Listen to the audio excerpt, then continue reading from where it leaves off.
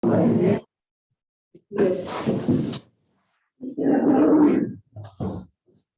morning, we have some lessons that don't seem right off to fit together easily. To begin with, we have the final Job story containing the responses. First is Job's response to 3 chapters of God finally speaking to Job out of the whirlwind. Second is God's response to Job's long suffering. And the responsive psalm follows with its words, "The Lord heard me," in the 6th verse. Amen. The writer of Hebrews speaks of priesthood and sacrifice, in particular Jesus' own perfection and his sacrifice for us. Then the gospel story is the story of blind Bartimaeus, in which we're invited to wonder, who is the one who really sees here? Well, the unifying part of these lessons is the very construction of our psalm, Psalm 34, and its frank statement, "The Lord heard me." The psalm speaks of our call to bless the Lord at all times, and we also hear of God's deliverance of us from terror, from challenges, affliction, fear, and evil. To speak of God's deliverance of us in terms of Job can be a really huge challenge. After all, Job's problems arose because of the deal made between God and Satan on the subject of Job's faithfulness to God. And Job lost everything except his life, unhealthy as it has become, and his wife. And all through the book, Job wants to know why. 38 chapters of why. And you've heard of his buddies. They wonder what Job did or what some ancestor did for Job to deserve these misfortunes, because that was an ancient explanation for any of our misfortunes, kind of an ageless brand of victim blaming.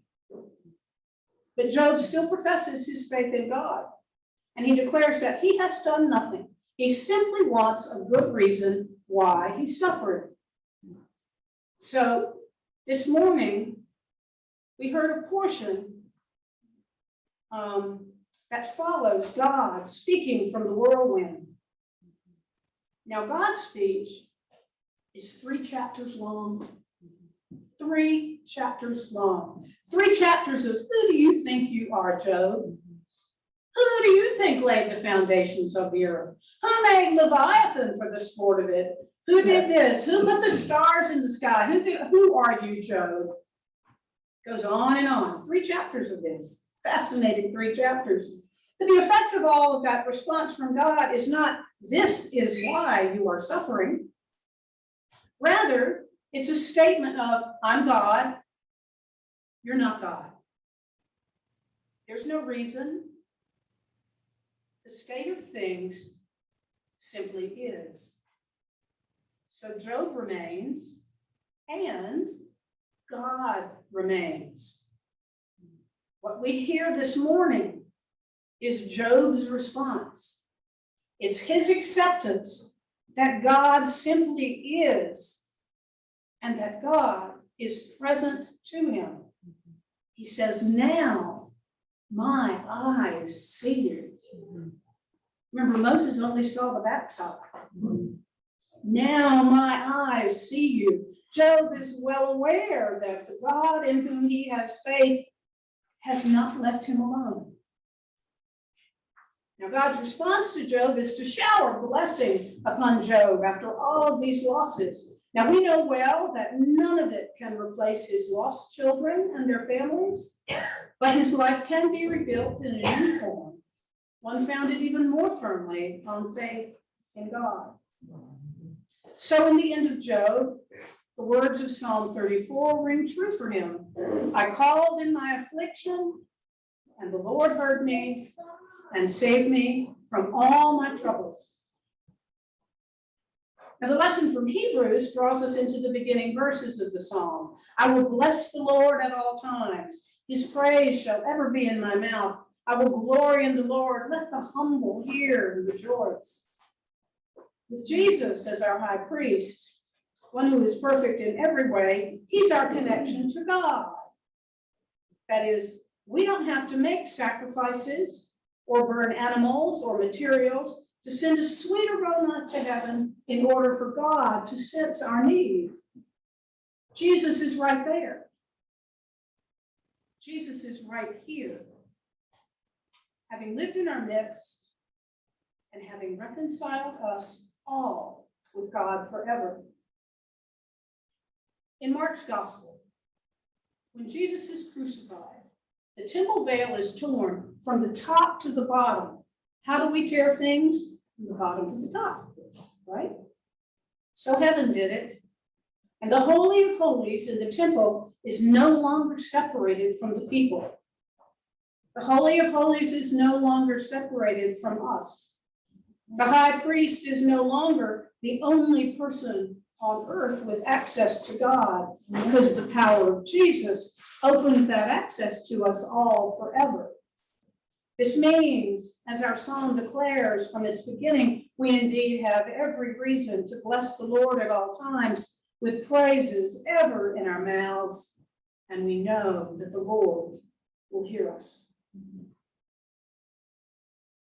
The gospel, it's a familiar story for many folks. We also find many of good old Mark's touches in the story. There's so much about it that calls us, as Mark does, to look a little more deeply, primarily to wonder, who's the insider here?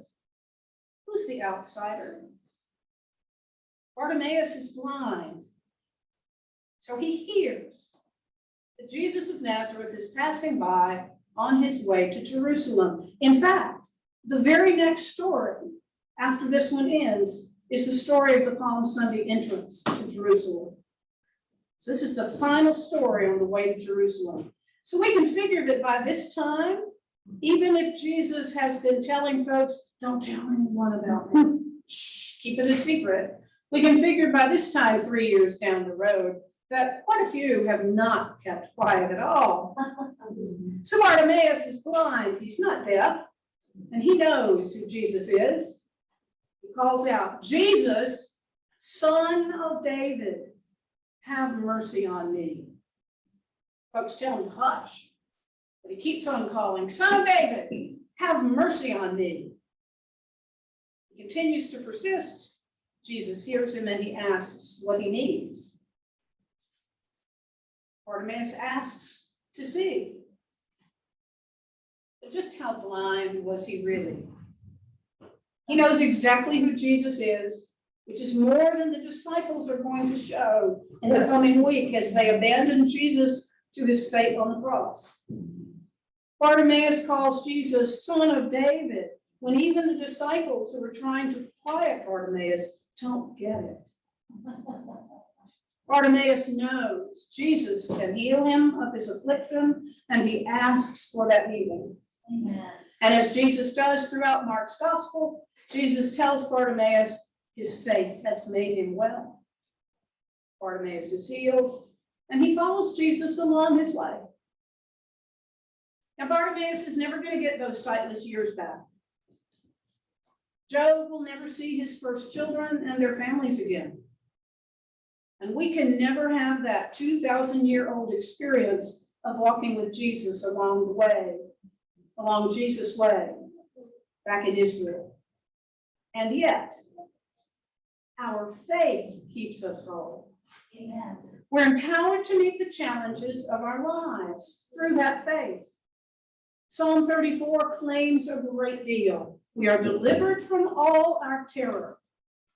He has saved us from all our troubles. Jesus can't erase the terror. He can't erase the troubles. They happen to us in life. But since Jesus is by our side, we are better able to move into new ways of being and handling and accepting and moving forward. Is our faith as strong as Bartimaeus's or Job's? Job's faith was unshakable, even when he was pushed to the very limit. He was pushed to a definite dark night of the soul, which was helped very little by the unhelpful ponderings of all those friends. Job never got his why question answered, but he experienced God's presence in an amazing way. Just as did Bartimaeus. Bartimaeus knew Jesus was close beside him. He knew Jesus could heal him, and he knew Jesus would transform his life. Son of David, have mercy on me. And so it was. Our blessing is theirs because Jesus is in our lives. The Lord hears us. Even when we can't imagine where Jesus has gone, he is with us. Knowing this is the kind of sight we have from Bartimaeus. Knowing this is the kind of faith that we have from Job. We're blessed indeed as we hear and are heard in such different ways over and over and over again in Psalm 34. Taste and see that the Lord is good. Happy are they who trust in him. Amen. Amen. Amen. Praise God.